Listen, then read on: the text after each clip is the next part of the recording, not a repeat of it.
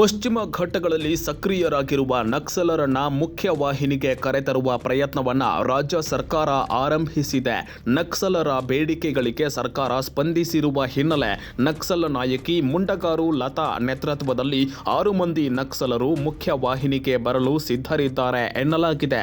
ನಕ್ಸಲ್ ನಾಯಕ ವಿಕ್ರಮ್ ಗೌಡ ಎನ್ಕೌಂಟರ್ ಬಳಿಕ ನಕ್ಸಲರನ್ನ ಮುಖ್ಯವಾಹಿನಿಗೆ ಕರೆತರಬೇಕು ಎಂಬ ಪ್ರಗತಿಪರ ಚಿಂತಕರ ಮನವಿಗೆ ಸ್ಪಂದಿಸಿರುವ ಸರ್ಕಾರ ಶರಣಾಗತಿಗೆ ಮುಕ್ತ ಆಹ್ವಾನ ನೀಡಿತ್ತು.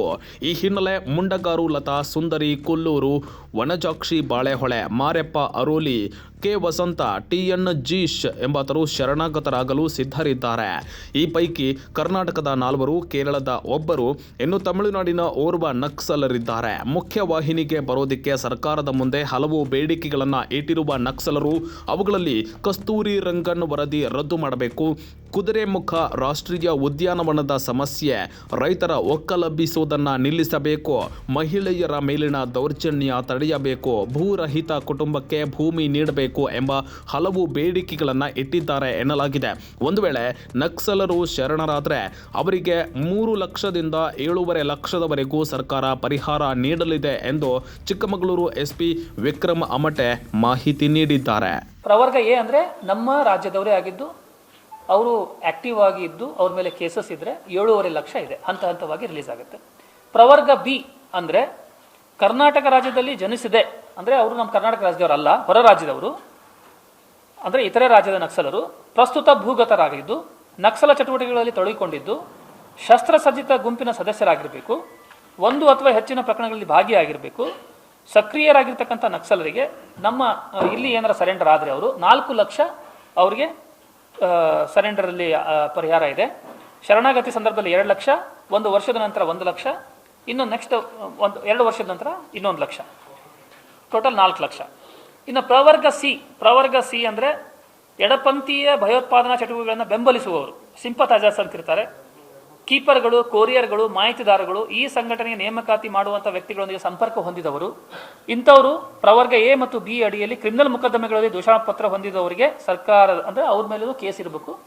ಅವ್ರಿಗೆ 2 ಲಕ್ಷ ಇದೆ. ಸೊ 2 ಲಕ್ಷ, ಶರಣಾಗತಿ ಸಂದರ್ಭದಲ್ಲಿ 1 ಲಕ್ಷ, 1 ವರ್ಷ ಆದಮೇಲೆ 50,000, ಅದು 2 ವರ್ಷ ಆದಮೇಲೆ 50,000, ಈ ಥರ ಇದೆ. ಅದಾದಮೇಲೆ ನೆಕ್ಸ್ಟ್ ಅವರು ಆಯುಧಗಳನ್ನು ನಮಗೆ ಹಾಜರುಪಡಿಸಿದರೆ ಆ ಆಯುಧಗಳ ಮೇಲೆ ಅವ್ರಿಗೆ ಯಾವ ಕೆಟಗರಿ ಇದೆ ಆ ಕೆಟಗರಿ ಆಯುಧಗಳಿಗೆ ಅಷ್ಟು ಅಮೌಂಟ್ ಅಂತ ನಾವು ಕೊಡ್ತೀವಿ. ಅದಾದಮೇಲೆ ಇನ್ನೊಂದು ಇಂಪಾರ್ಟೆಂಟು, ಶರಣಾಗತರಾಗುವ ನಕ್ಸಲರಿಗೆ ವ್ಯಾಪಾರ ವೃತ್ತಿ ನಡೆಸಲು ಈ ಬಗ್ಗೆ ತರಬೇತಿ ಪಡೆಯಲು ತರಬೇತಿ ಸಂಸ್ಥೆಗೆ ದಾಖಲಾದ ನಂತರ ಪ್ರತಿ ತಿಂಗಳು 5,000ಗಳನ್ನು 1 ವರ್ಷದವರೆಗೆ ನೀಡಲಾಗ್ತದೆ. ಮತ್ತು ಅಲ್ಲದೆ ಔಪಚಾರಿಕ ಶಿಕ್ಷಣವನ್ನು ಪಡೆಯಲು ಇಚ್ಛಿಸುವವರು 2 ವರ್ಷದ ಅವಧಿಯವರೆಗೆ ಈ ಸೌಲಭ್ಯವನ್ನು ಪಡೆಯಬಹುದು. ಅಂದರೆ ಸ್ಕಿಲ್ ಡೆವಲಪ್ಮೆಂಟಿಗೋಸ್ಕರ ಯಾರು ಟ್ರೈನಿಂಗನ್ನು ತೆಗೆದುಕೊಳ್ಬೇಕಂತ ಹೇಳ್ತಾರೆ, ಟ್ರೈನಿಂಗ್ ಸೆಂಟರ್ಗೆ ಹೋದರೆ ಪ್ರತಿ ತಿಂಗಳು ಅವರಿಗೆ 5,000 ರೂಪಾಯಿ ಪರಿಹಾರ ಧನವನ್ನು ಸಹಿತ ಸರ್ಕಾರ ಭರಿಸುತ್ತೆ. ಇದಕ್ಕೆ ಸಂಬಂಧ ಯಾರಿಗೆ ಏನೋ ಮಾಹಿತಿ ಇದ್ದರೂ ಅಥವಾ ಏನೇ ಕೊಡಬೇಕಾದ್ರೂ ದಯವಿಟ್ಟು ಡೈರೆಕ್ಟಾಗಿ ನನಗೆ ಮಾತಾಡ್ಬೋದು, ಅಥವಾ ಕೊಪ್ಪ DSP ರವರಿದ್ದಾರೆ, ಕೊಪ್ಪ DSP ರವರಿಗೆ ಅಥವಾ ಸ್ಥಳೀಯ ಠಾಣೆಯ ಮಾಹಿತಿಯನ್ನು ಅವರು ಶೇರ್ ಮಾಡ್ಕೋಬೋದು. ಸೊ ನಾವು ನಮ್ಮದು ಏನು ಅಂದರೆ ಸಾಧ್ಯ ಆದಷ್ಟು ಯಾರಿದ್ದಾರೆ ಅವರೆಲ್ಲ ಮುಖ್ಯವಾಹಿನಿಗೆ ಬಂದರೆ ನಾವು ಎಲ್ಲ ರೀತಿಯ ಒಂದು ಫೆಸಿಲಿಟೇಟನ್ನು ನಾವು ಮಾಡ್ತೀವಿ. ಸೊ ನಮ್ಮ ಜಿಲ್ಲೆಯಲ್ಲಿ ನಾನೇ ಕನ್ವೀನರ್ ಆಗಿದ್ದೀನಿ, SP ಚಿಕ್ಕಮಗಳೂರೇ ಕನ್ವೀನರ್. ಸೊ ನನಗೆ ಆ ಥರದ್ದು ಏನೇ ಇತ್ತಂದರೂ ನನ್ನ ಗಮನಕ್ಕೆ ತಂದರೆ ನಾವು ಭಾಳ ಪ್ರೊಯಾಕ್ಟಿವ್ ಆಗಿ ಮುತುವರ್ಜಿಯನ್ನು ವಹಿಸ್ಕೊಂಡ್ಬಿಟ್ಟು ನಾವು ಎಲ್ಲ ರೀತಿಯ ಪ್ರಕ್ರಿಯೆಗಳನ್ನು ಭಾಳ ಸುಲಲಿತವಾಗಿ ಮಾಡಿಕೊಡಲಿಕ್ಕೆ ನಾವು ಸಿದ್ಧರಾಗಿದ್ದೀವಿ. ಸೊ ಆ ಥರದ್ದು ಏನೇ ಇತ್ತಂದ್ರೂ ಸಾರ್ವಜನಿಕರಾಗಲಿ ಅಥವಾ ಸಿಂಪಥೈಸರ್ಸು ಅಥವಾ ಯಾರಿಗಾದ್ರೂ ಮಾಹಿತಿದಾರರು ನಮಗೆ ನೇರವಾಗಿ ಸಂಪರ್ಕಿಸ್ಬೋದು.